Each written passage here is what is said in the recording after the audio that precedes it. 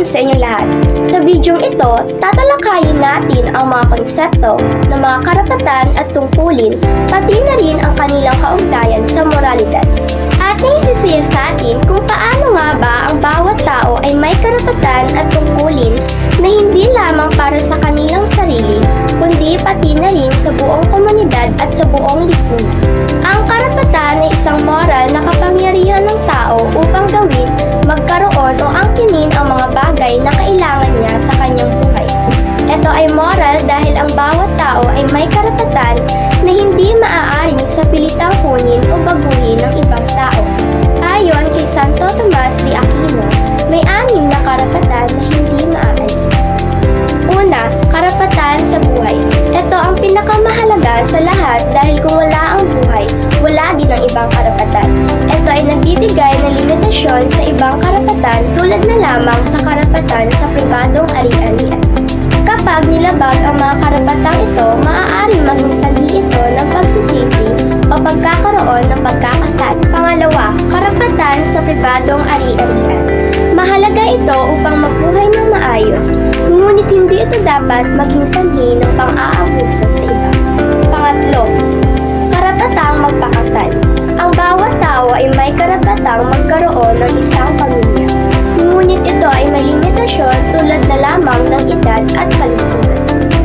Pang-apat, karapatang pumunta sa ibang lugar.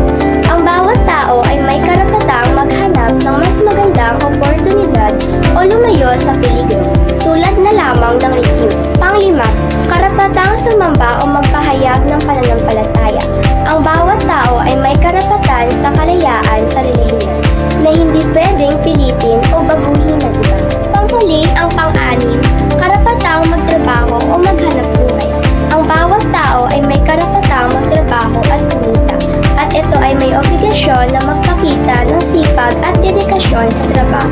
Ang mga karapatang ito ay nakabatay sa likas batas moral, isang batas na nag-uutos na igalang ang dignidad ng bawat isa. Sa pangkalahatang pagpapahayag ng mga karapatan ng tao, o Universal Declaration of Human Rights, itinataguyod ang mga karapatan ng tao bilang pundasyon ng kalayaan, katarungan at kapayapaan sa buong mundo. Ayon kay Eleanor Roosevelt, ang karapatang pantao ay nagsisimula sa pinakamaliit na unit ng lipunan, ang bawat tao at ang komunidad na kanyang kinabibilangan. Ang tungkulin ay isang moral na obligasyon na nagsasabi kung ano ang dapat gawin at hindi dapat gawin ng isang tao.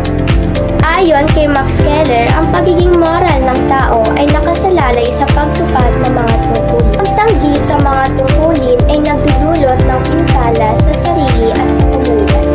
May kaakibat na tungkulin ang bawat karapatan. Narito ang ilan sa mga tungkulin na nauugnay sa mga karapatan. Pang-una, tungkulin sa buhay. Kailangang pangalagaan ang kalusugan at magkaroon ng disiplina sa katawan at isipan. Dalawa, tungkulin sa ari-arian. Dapat ingatan at gamitin ang ari-arian sa kabutihan na nakakarami, tulad na lamang ng pagtulong sa mga nangangailangan. Pangatlo, tungkulin sa pamilya. Kung may karapatan kang magpakasal, may tungkulin kang mag-alaga. Pang-apat, tungkulin sa kalayaan.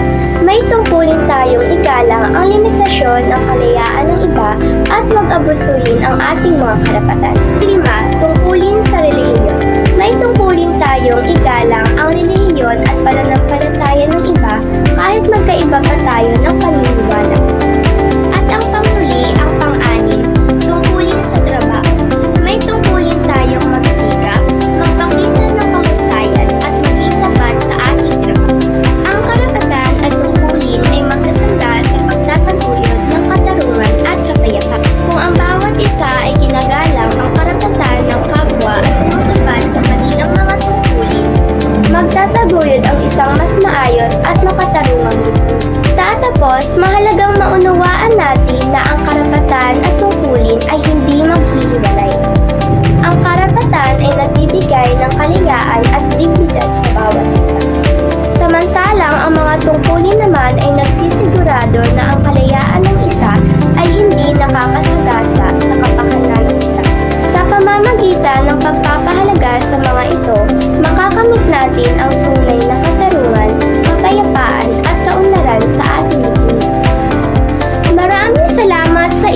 panonood.